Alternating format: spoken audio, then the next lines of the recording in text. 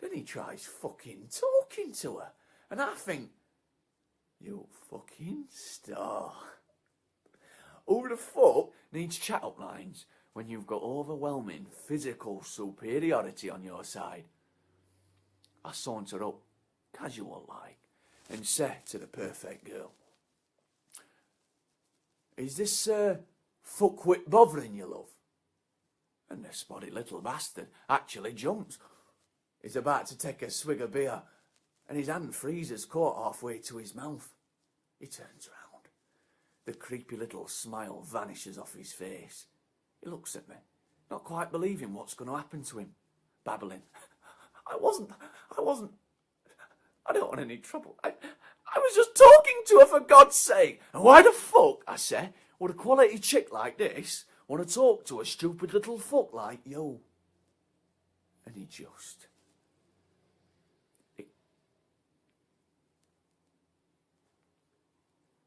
Worst he's going to get is a mild kicking, yeah? And he's just there, like a fucking baby in front of this girl. And I can't stand for that, so I'm going to have to leave, which I really don't want to do, or I'm going to have to... What I do is, I grab the bastard's bottle, and I make like I'm going to smash it into his face, but then I stop like 2 inches in front of his nose, so the beer splashes all over him. So he's standing there, beer dripping down him, looking like a fucking twat. But at least you can't tell that you're actually... No, at least, if his eyes are red, he can say it would a beer. So he stands there and drips and fidgets, and he looks so fucking pathetic. And I'm thinking, move. Move now, or I'm going to find myself doing things to get rid of you. And right now, ain't the time for that kind of stuff. And thank bastard God, he turns around. And so there I am. Just me and the perfect girl. I'm looking at her. She's just standing there looking at me. And eventually, one of us is going to have to say something, but nobody wants to say, oh shit, in case it ruins the moment. But at the same time, neither of us is walking away or getting embarrassed. We're both just waiting. And finally, she says, thanks for getting rid of that twat for me. And it's perfect, isn't it? It's like, no, it's not too complicated. It's not too simple. You know, it's not saying too much. It's just saying what needs to be said. And we both know what's really being said. So I'm like, fucking no problem at all, love, any fucking time. I mean, I just can't stand to see men being disrespectful to a lady. Like, I won't fucking stand for it. Well, she says, you're a real gentleman, aren't you? So, I say, what's your name, love? Mary, she says. Mary, Mary, pretty as a fairy. I know what you're thinking, she says. What? I say. You're thinking fucking Virgin Mary, aren't you? No, I say. I wasn't thinking that at all. I was just thinking, well, what a lovely name that is. Really? She says. Because that's what everybody says. Virgin Mary or Virgin on the Ridiculous or Bloody Mary, my dad calls me. Because he says, 5 minutes of me and he needs a bloody drink. Does he? I say, laughing and thinking, oh, does he? Remind me to give him a fucking slap next time I see him. He won't be such a fucking comedian then. So, she says, what, are you going to tell me your name? Or am I going to have to fucking guess or what? And then my fucking phone goes. And I'm grinning at her and apologising like a fucking twat while I'm trying to remember which pocket the bastard thing's in. And I get it out, and it's fucking Janie. So I'm like, Janie, for fuck's sake, what do you fucking want? And she's all, where you been? What you doing? So I'm like, well, I've been taking care of business, obviously. Oh, she says, well, can you come over? I've been on my arm with Babby for ages. No, I fucking cannot. But I ain't seen you for days. Actually, Janie, I say, I'm in the middle of something, if you must know, so I've got to go, all right? She don't say a thing, thinking I won't hang up on her when she's throwing a strop. But I do. Now then, where was I? I said to the perfect girl. You were just about to tell me your name. Oh yeah, I said. Let me give you a card. And I whip one out. Whoosh. Crazy Gary's Mobile Disco, she says.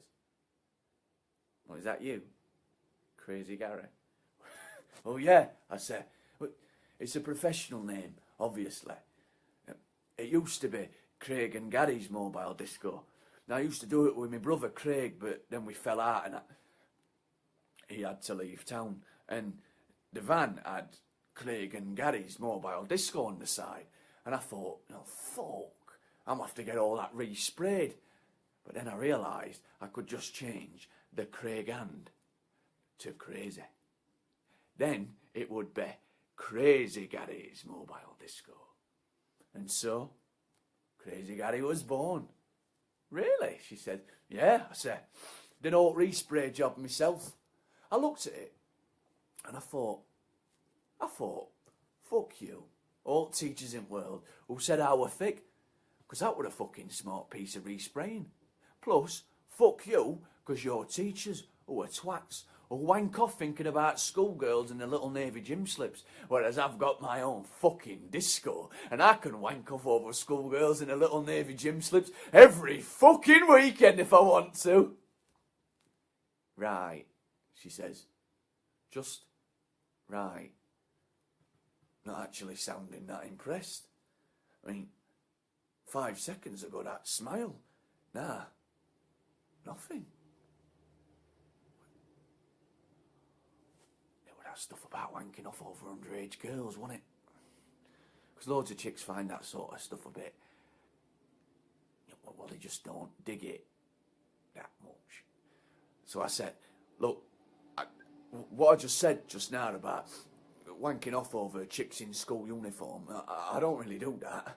I think it's, I think it's sick. No, it's fucking disgusting. And I've never been with an underage girl, except obviously a couple of times. But I've always looked old enough to be legal.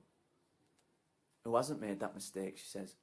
And as it happens, I think dressing up's a laugh. I've kept all my school uniforms, especially for sex games, basically. Really? Oh yeah, she says. I think it's dead sad when people can't explore and express their really filthy, depraved, extreme side within a consensual sexual relationship. It makes for crap shagging for starters. Well, yeah, I say, I'm just the same.